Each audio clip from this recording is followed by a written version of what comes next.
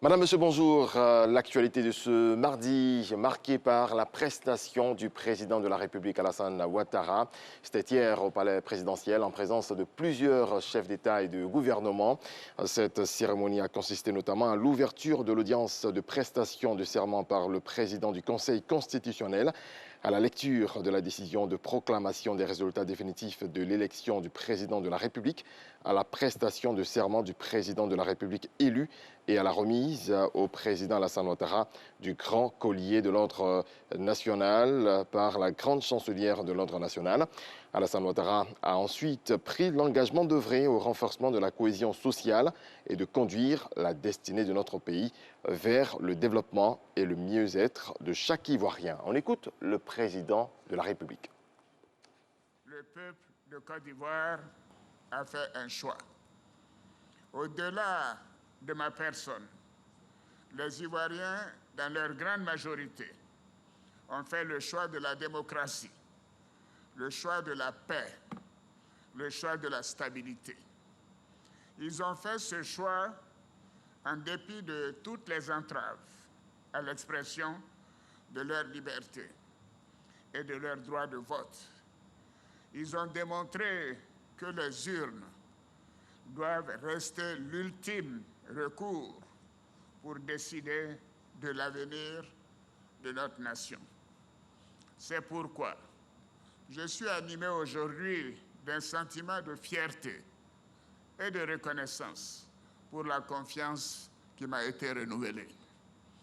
Je salue tous les électeurs qui ont accompli leur devoir civique, malgré les obstacles auxquels ils ont eu à faire face. Je tiens à remercier tout particulièrement mes concitoyens qui ont porté leur choix sur ma personne afin de poursuivre notre marche vers une Côte d'Ivoire plus prospère et plus solidaire. Je veux remercier également toutes les personnalités et toutes les personnes qui ont travaillé à rendre possible cette élection. Je pense notamment au gouvernement dirigé par le dynamique Premier ministre Ahmed Bakayoko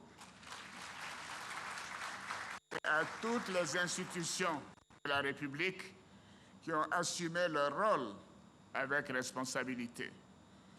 À cet instant de mon adresse, j'ai une pensée toute particulière pour celui que j'aurais tant souhaité voir à ma place aujourd'hui. Oui, mon fils, fait le Premier ministre Amadou Gon Coulibaly, candidat désigné le 12 mars 2020 par le RHDP pour l'élection présidentielle du 31 octobre 2020. Merci, maman Fatoumata Amadou Gon, d'être parmi nous aujourd'hui. J'ai également une pensée pour mon jeune frère, fait le ministre de l'Administration du Territoire et de la Décentralisation, M. Sidiki Diakité, un grand serviteur de l'État. Tous les deux ont œuvré jusqu'à leur dernier souffle au succès de cette élection. Excellences, honorables invités, Mesdames et Messieurs, mes chers compatriotes, les défis qui nous attendent sont nombreux. Ils sont humanitaires et économiques en raison de la crise sanitaire liée à la COVID-19. Ils sont sécuritaires en lien avec la lutte contre le terrorisme. Ils sont aussi institutionnels avec l'organisation des prochaines élections locales. J'ai foi en notre capacité de relever tous ces défis. Nous devons travailler sans relâche dans le respect de la Constitution, des lois de la République, ainsi que dans le respect de nos institutions, dans l'intérêt de nos compatriotes qui aspirent à vivre en paix. Comme le disait le père de la nation, le président Félix Houphouët-Boigny, et je cite, « Dans cette Côte d'Ivoire où est si vive la conscience de la responsabilité de génération en génération. La fierté veut que chacun de nous laisse à la génération future davantage qu'il n'a reçu. Pour ma part, je renouvelle mon ambition de construire avec tous mes compatriotes, sans exclusion, une Côte d'Ivoire plus solidaire pour un avenir meilleur pour tous les Ivoiriens. Vive la République, vive la Côte d'Ivoire.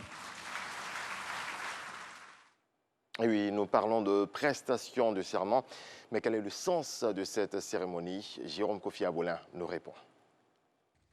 Pour son investiture selon un autre mandat présidentiel, le mandat qui cadre avec l'avènement de la Troisième République. C'est aux environs de 11 h ce lundi 14 décembre 2020 que le président Alassane Ouattara, accompagné de son épouse Dominique Ouattara, est arrivé au palais présidentiel pour l'événement qui vient écrire une autre page de l'histoire de la vie de la Côte d'Ivoire. Une cérémonie qui a précisément cours quand le chef de l'État jure solennellement et sur l'honneur pour le respect et la défense de la Constitution devant le président et les membres de cette haute institution. L'exercice s'impose à lui, si tant est qu'il en est ainsi, pour sa prise officielle de fonction après sa réélection à la magistrature suprême. Et l'on ne peut pas dire qu'Alassane Ouattara, dans cette posture, n'est pas soutenu au regard de la qualité et du nombre impressionnant des personnalités présentes. Cette présence massive des chefs d'État et de gouvernement ainsi que des représentants des pays amis à la Côte d'Ivoire que le président de la République n'a pas manqué de saluer. Pour le chef de l'État, cela est le témoignage de l'amitié sincère et la solidarité exprimée à l'égard du peuple ivoirien. Candidat déclaré éligible lors du scrutin présidentiel et président réélu investi à l'issue de cette cérémonie de prestation de serment, pour citer le président du Conseil constitutionnel Mamadou Koné, le président Alassane Ouattara en aucun cas n'a le droit de bouder les honneurs qui lui ont été faits à cette occasion. Il s'agit notamment des honneurs des armées dont il est le chef suprême et qu'il a reçu au terme de cette cérémonie. Voilà, c'est tout pour ce premier point de l'actualité. Merci à toutes et à tous de votre attention. Excellente journée, on se retrouve à 7 h.